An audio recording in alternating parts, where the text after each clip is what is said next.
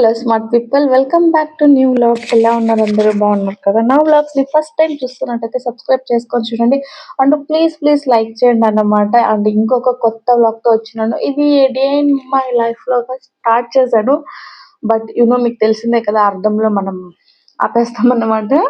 So అలాగైతే ఇక్కడ నేను బ్రేక్ఫాస్ట్ కి అయితే వెజిటేబుల్ ఉప్మా చేస్తున్నాను. యాక్చువల్లీ ఆలుగడ్డ ఒకటే వేసాను, పాపకి 8 months బేబీకి ఫుడ్ రెసిపీ అన్నమాట. సో నేను ఇది యాక్చువల్లీ ఫుల్ గా షూట్ చేయాలి, వస్తుంది మొబైల్ అని పెట్టాను అన్నమాట.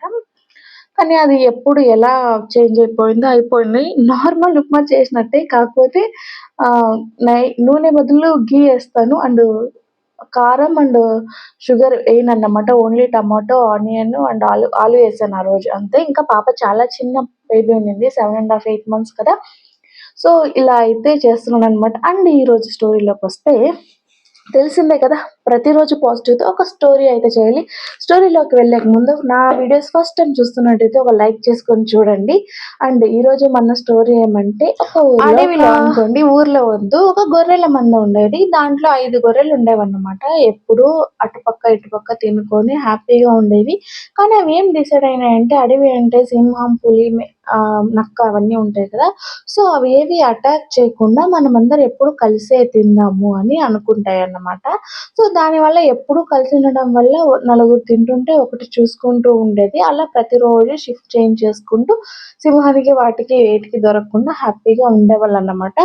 ఒకరోజు ఇలాగే మాట్లాడుతూ ఒకరితో ఒకరికి గొడవ వచ్చేసింది. చాలా చిన్న విషయానికి పెద్దగా గొడవ పట్టేసుకున్నారు. అసలు అది ఏమని కూడా వాళ్ళకి గుర్తులేదు, కానీ గొడవ మాత్రం ఫుల్ అయిపోయింది అనమాట. గొర్రెల మంద కదా, గొర్రెల కన్నిటికి ఇంకా సరే ఫుల్ గొడవ పడినారు కదా, ఇంకా నువ్వంటే నేను, నేనంటే నువ్వు అని అన్ని గొర్రెలు ఒకే దగ్గర కాకుండా, ఎప్పట్లాగా కాకుండా అన్ని వేరే వేరే దగ్గర పోయి తినడం స్టార్ట్ చేసినామంటే, ఎందుకంటే నేనే గ్రేటు అని అనుకున్నాయి. సో అలా అనుకోవడమే లేటు. అక్కడ ఎప్పటి నుంచో వెయిట్ చేస్తున్న ఒక సింహం వచ్చేసి ఇదే ప్లాన్ అనుకొని ఒక్కొక్క దాన్ని అటాక్ చేయడం స్టార్ట్ చేసినాయి అన్నమాట. నాకైతే అన్నిటికన్నా ఇదే పెద్ద టాస్క్ అనిపిస్తది. తినిపించడము, ఒక్కోసారి తింటది, ఒక్కోసారి తినదు.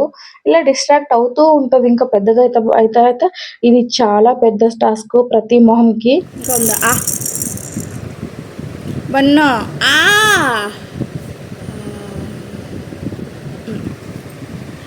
అట్లా అట్లా అట్లా చూడు కలేస్తే చూడు, కలేస్తే చూడు, చూసరా చూడు, చూసరా. ఏ బన్నమ్మా, వంట చేస్తున్నావా? కలే కలే చెయ్యి చెయ్యి, ఎత్తే చూడండి, అది ఇంత చెప్పింది. కలే తెచ్చి కలే, ఇట్లా ఆవిడ ఎంత బాగా కలేసి చూస్తూ తీస్తూ. చాలే బన్నమ్మా, సాల్లెమ్మో సాల్లే, నాన్నమ్మ వండుతారులే వచ్చే ఘాటు. చాలే. ఇంకా మా నాన్నమ్మ వాళ్ళ నాన్నమ్మతో కలిసి మా బన్నమ్మ అయితే వంట వండేస్తుంది అన్నమాట. సో ఇప్పుడు ఈ మధ్య అయితే బాగా నేర్చుకుంటుంది. అండ్ దాని తర్వాత బయట కూర్చొని బోల్డ్ కబుర్లు చెప్పుకుంటూ ఉంటాము బన్నతో సహా.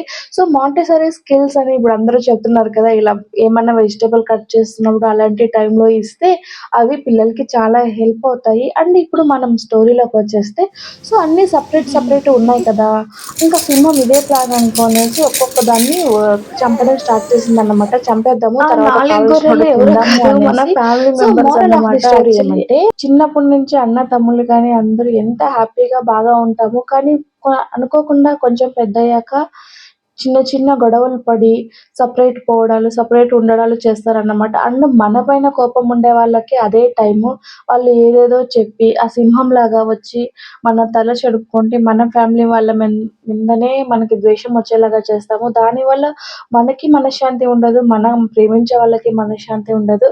సో అయినంత వరకు అందరూ కలిసి ఉండడమే బెటరు అనేసి అన్నమాట. హోప్ఫుల్లీ ఈ స్టోరీ మీకు నచ్చింది అనుకుంటా. నేను అలాగే అనుకుంటాను కాబట్టి మీకు చెప్పాను. మీ సజెషన్స్ ఏమైనా ఉంటే స్టోరీ పైన నాకు కమెంట్ చేసి చెప్పండి. అండ్ ఇక్కడ చూసారా, నా కూతురు ఫస్ట్ టైం ఇలా పాకుతున్నప్పుడు వీడియో అన్నమాట, అరౌండ్ 7.5 months. సో అది కూడా వేశాను అన్నమాట. అదే సేమ్ డేనే అప్పుడు తీసింది వ్లాగ్ ఇది. సో ఇంకా నెక్స్ట్ వ్లాగ్ లో మళ్ళీ కలుద్దాము. అంతవరకు ఉంటా మరి, బాయ్. మమ్మీ ఛానల్ ని సబ్స్క్రైబ్ చేసుకోవడం మాత్రం మర్చిపోవద్దండి.